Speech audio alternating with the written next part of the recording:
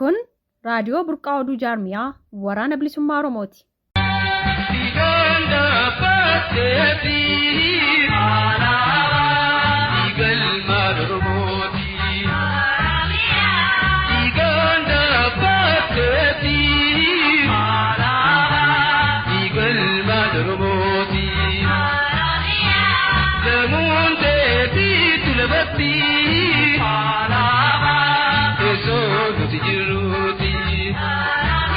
Dhaggeeffattoota keenya oduu yeroo kanaa qabnu sin dhageessisna anbiiftu abdiiti. Giddugala Oromiyaa godina Shawaa Kaabaa ona dagamitti gootichi waraana bilisummaa Oromoo diina hedduu du'aan adabuun konkolaataa oraalii 2 fi paatroolii 2 guutumaan guututti daaraa gochuun meeshaalee hedduus mooraa qabsoo bilisummaa Oromoof galii godhee jira. Haaluma kanaan AKM 10, BKM 1, Sniperii 1 galii yoo taasisu loltoota diinas 11 madoon 18 du'aan adabee 5 booji'uu beeksisee jira. Rasaasa AKM uffanni waraanaa hedduunis mooraa qabsoo bilisummaa Oromoof galii taasisee jira. Waraanni bilisummaa Oromoo Shaggar Lixaa ona Amboo bakka addaa jedhamutti kaambii Quulit seenuun diina du'aa fi madoon adabee meeshaa waraanaa hedduus booji'uu beeksisee jira. Maal fakkaatuun zoonii bahaa Oromiyaatti abdii fi gaachanni uummata Oromoo waraana bilisummaa Oromoo ona mi'eessotti guyyaa kaleessaa tarkaanfii ilaalessaa diina irratti fudhateen humna diinaa 20 ol du'aan adabuun hedduu madoo adabeera. Gama meeshaan kilaashii AKM 6 dugda diinaa irra hiikuun mooraa qabsoo bilisummaa Oromoof galii godhee jira. Onaan Caarii fi Odaa Bultumitti piiphiin caasaa ishee hanga gandaatti diriirsuuf uummata dirqeeyyaftee walga'ee baasuuf osoo yaaltuu kaabinoota eegdota ishee waliin ari'uun sochii ishee fashaleessee jira. Achuma zoonii bahaa naannoo Awwaash bakka Gadaamii jedhamuun yeroo dheeraaf dhimma itti bahaa turte gara Dindii gara Gidaamii jedhamuun beekamutti dhoksaan humna faannoo itti leenjisaa turte. Waraanni bilisummaa Oromoo itti seenuun humna diinaa tumee baasuun caasaa ishee naannoo sana guutumatti mancaasee leenjisaa ishees harkaan qabee jira.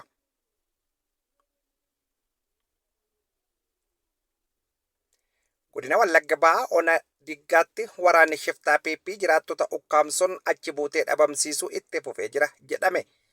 Mootummaan shiftaa PP'n durfamu golee Oromiyaa hunda keessatti hawaasa nagaa maqaa garaagaraa itti maxxansuun adii tokko malee uummata nagaa hidhaa ajjeesaa qeerraa buqqisaa jiraachuun kan beekamudha.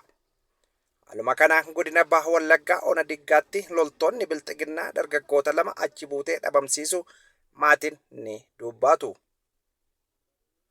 Hordoftoota keenya oduu narraaf qabnu asirratti raawwanneerraa qophiilee keenya biroo waliin turtii gaarii jenna.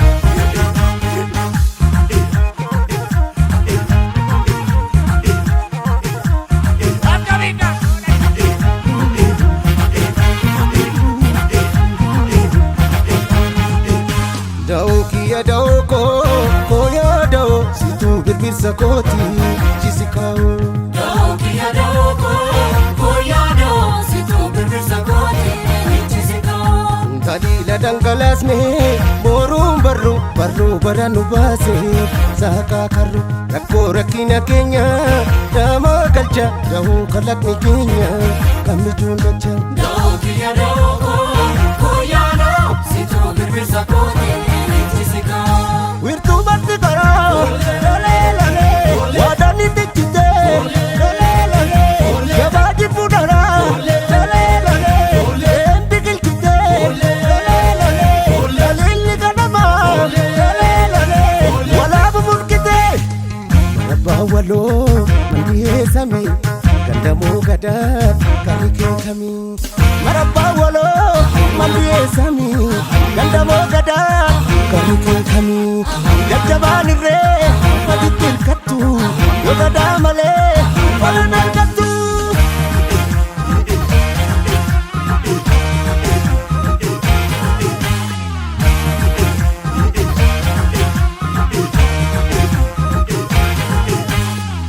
Oh, ajurro le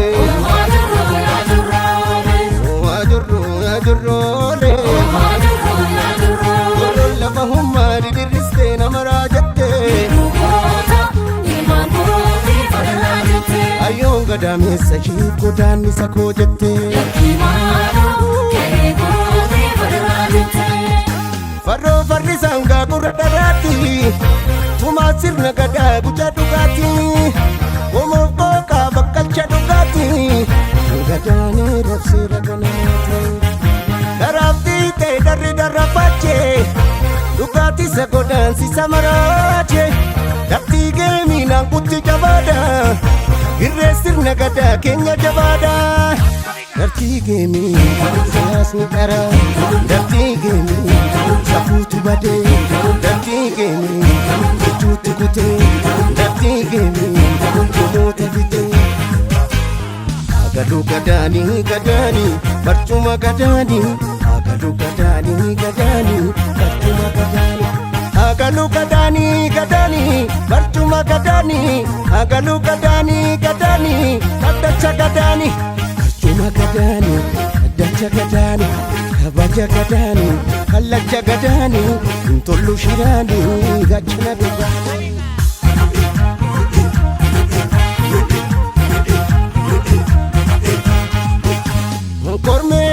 Goromee daddatu yaa jimtu cinaacha ilmaan gurraacha naa jirtu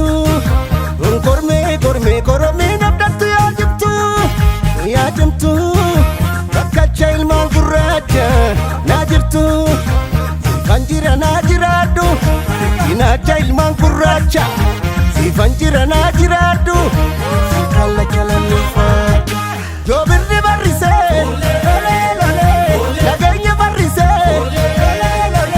gadaansi sibbise, margabni ganyise, dhugaan bara furtu, eetta tirrise, marabbaa waloo mandiyyeessami, gandamoo gadaa, galikee kamii, jajjabaan irree, matutti hirkattu, yoo gadaa malee, galama hirkattu, marabbaa waloo mandiyyeessami. Gandamoo gadaa galikee kamii jajjabaan irree matutti hirkattu yoo gadaa malee galama hirkattu.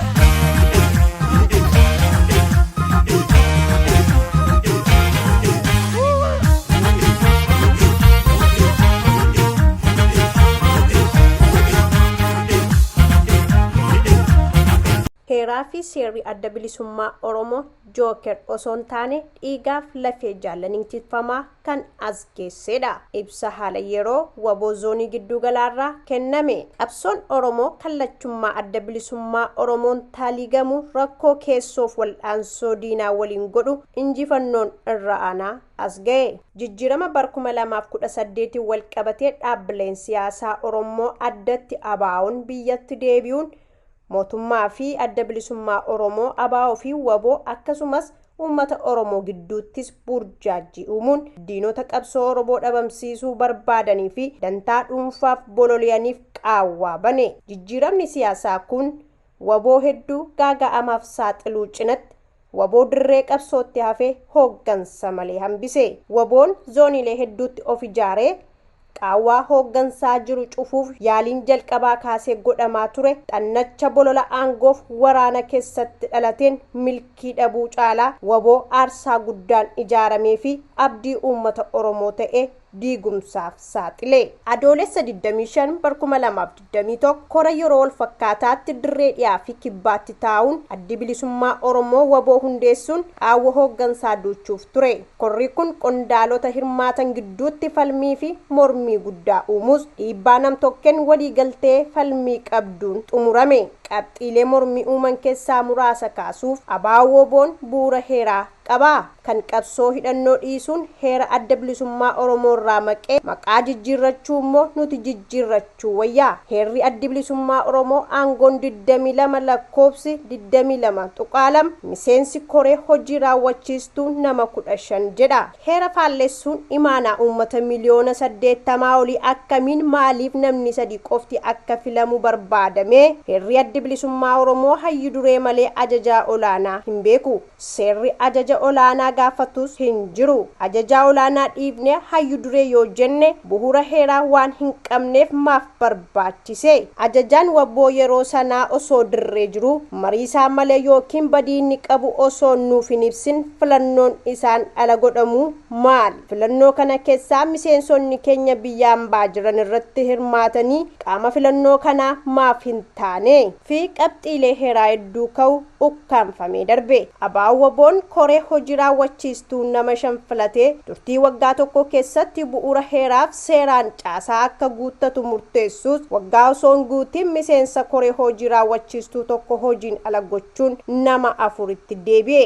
Tarkaanfii waraanaa fi siyaasaa bu'uura heeraaf seera hin qabne fudhachuun waboo miseensaa fi deeggartoota qabsoo Oromoo fi uummata Oromoo burjaajii, diigumsaa fi gaaga'amaaf saaxilaas jira. Rakkoon kun hundeerraa kaasee bu'uura heeraaf seeraatiin akka furamuuf yaalii qondaalotni waboo zoonii garaagaraa qabsaa'onni fi hayyoonni Oromoo biyya keessaaf alaa godhaa turan. Ta'us abaawoboon heeraaf seera waan hin qabneef rakkoo kana hiikuun hin danda'amne. Sagantaan diigumsaa kun sirrachuu miti daranuu yeroo ammaa waboo zooniilee hundaa tokkummaa uummata Oromoo fi mooraa qabsoo Oromoo rakkoof yaaddoo cimaa keessa buuseera. Akka waboo zoonii giddu galaatti rakkoon kun akka furamuuf qabsoon keessatti godhamaa ture qondaalotaa fi miseensa hundaa nyaapha godhee marsaa 5ffaaf akkatti duulamu ta'e. Rakkoon mooraa qabsoo Oromoo hundarraa furamee olaantummaan heeraaf seeraa akka uumamu,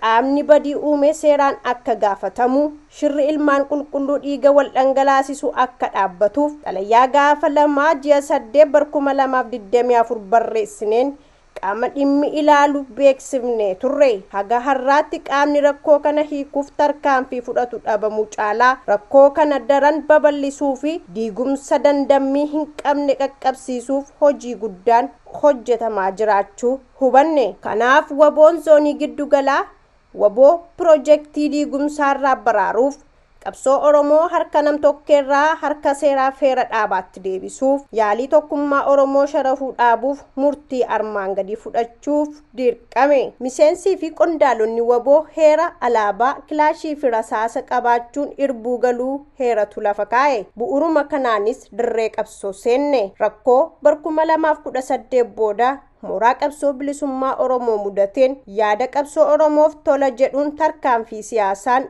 abaawwaboo ta'uun qabsoo geggeessaa turre. Abaawwaboon maqaa heerarra hin jirre sagantaa heera, seeraa fi kaayyoo abaawon of waaman ala kan dhuunfaa hin qabnee fi heera, seera, sagantaa fi kaayyoo abaawuf bakka hin qabne ta'uu gaagaamni amma mooraa qabsoo Oromoorra gahe agarsiiftuudha. Haala kana jijjiiruun abaawwaboo gara bu'uura heeraa fi seeraatti deebisuuf qabsoon keessotti godhaa turre lubbuu miseensaa, qabeenya dhaabaa fi tokkummaa uummata keenyaa rakkoof saaxile. Yaaliin kun qabsoo keessootiin abaawwaboon sirrachuuf qophii akka hin qabnee fi hiree Oromoo boruufuu xannacha cimaa ta'uu hubachiisa. Kana waan ta'eef har'arraa eegalee addi bilisummaa Oromoo heera, seera, sagantaa fi kaayyoo itti irbuu seenne tiksuun murtee filmaataa hin qabnedha. Xalayyaan ibsii fi murtiin maqaa abaawwaboon bahu kan nu hin ilaallannee fi bu'uura heeraa adda bilisummaa Oromoo hin qabne ta'uu miseensonni waboo zoonii hundaa, miseensotaa fi deeggartoota adda bilisummaa Oromoo biyya alaa fi keessaa akkasumas uummata Oromoo bal'aa hubachiisuu feena. Qabxiin lammeessoon diigumsaa fi ajjechaa shira uummata Oromoo fi miseensa dhaabaa irratti raawwateef qaamni itti gaafatamu jiraachuus gaafatamuus qaba. Kanaafis hojii barbaachisu hojjechuu itti fufna. Sababa alseerummaa abaawwaboon miseensonni waboo zooniilee garaagaraatti diigaman deebisanii ijaaruu fi miseensota deeggartoota adda bilisummaa Oromoo akkasumas uummata Oromoo diigan deebisnee ijaaruuf hojii hojjetamuu qabu ni hojjenna. Inni sadaffaa qaawwa hooggansaa adda bilisummaa Oromoo akeekaa fi sagantaa ganamaan taliigamu duuchuuf waboo zooniilee hundaa fi miseensota adda bilisummaa Oromoo biyya keessaaf alaa akkasumas qaamolee barbaachisan waliin marii itti fufiinsa qabu ni taasifna. Murtee kanaa olii walqabatee miseensonnii fi qondaalonni waboo zoonii hundaa dhaaba heeraa fi sagantaa qabuun irbuu seentanii afoosha nam-tokkeef aarsaa kaffaluun qabsoon Oromoo galma isaa akka hin geenye burjaajii uumamaa turee fi jirurraa hubachuun ni danda'ama. Kanaaf dirqama seenaa dhiigaa fi lafee jaallaniin fuunee xurreetti deebisuuf yeroon tarkaanfii seena qabeessa fudhattan amma. Miseensonnii fi deeggartoonni adda bilisummaa Oromoo akkasumas uummanni Oromoo rakkoon ture akka furamu yaada kennuu haga dhiibbaa uumuutti gochaa turtan. Ta'us qaama waboo diigaa fi qabsoo Oromoo kolaasaa jirurraa salphifamuu fi tuffatamuutu isin mudataa ture. Alseerummaa akkasii sirreessuuf bu'aa bayii qabsoon qabdu hubattanii abdii murannaa tokko malee qooda isinirraa eegamu akka bahattan waamicha isinii goona. Walumaa galatti abaawaboon heeraaf seera ittiin of taliiguu fi rakkoo hiikkatu dhabuun rakkoon uumamtee mooraa qabsoo Oromoo keessatti diigumsaa fi yaaddoo cimaa uumaa jira. Waraanni bilisummaa Oromoo zoonii giddugalaa yaalii alseerummaa abaawwaboo keessa jiru sirreessuuf akkuma qabsoo keessoo gochaa ture tarkaanfii qabsoo Oromoo baraaruu waraana bilisummaa Oromoo zoonii biroo miseensotaa fi deeggartoota adda bilisummaa Oromoo akkasumas uummata Oromoo bal'aa waliin fudhachuu itti fufa. Injifannoon uummata Oromoof waraanni bilisummaa Oromoo zoonii giddugalaa fulbaana 25 2024.